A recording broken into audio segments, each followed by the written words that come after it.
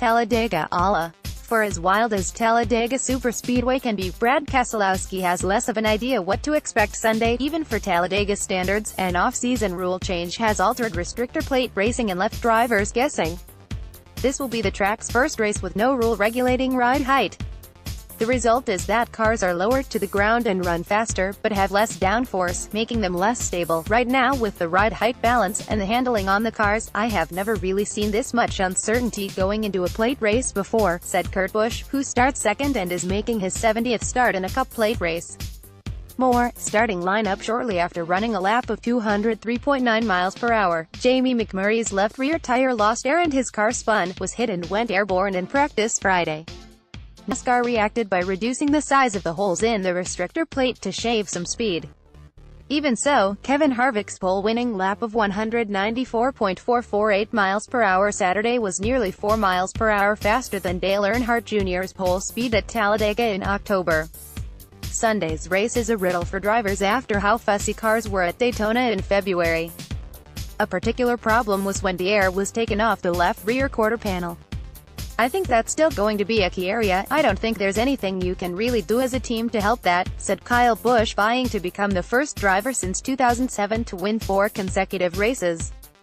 It is what it is, and it's just based off the air that's on the nose of these cars and the buffer zone where the air is, then it gets packed up on that big rear quarter panel of the car in front of you and also that shark fin that's right there on the deck lid, and it just sort of pushes that car out a little bit and takes some side force away from the right side.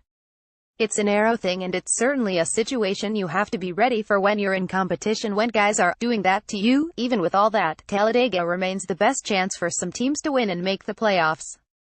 They see how there are only 5 different winners this year because of how Busch and Harvick have dominated. They know that unless there is a string of different winners, there could be several playoff spots determined by wins.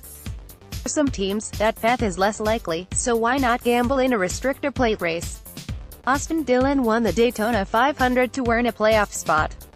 Rookie Darrell Wallace Jr.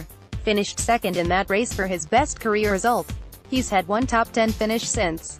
Wallace is ready to see if he can finish one spot better. I'm excited to get back in the race car and go back at it again, he said. Just from the experience we had at Daytona, it does bring a little bit of confidence, but before the end, there are 2 stages and points to grab.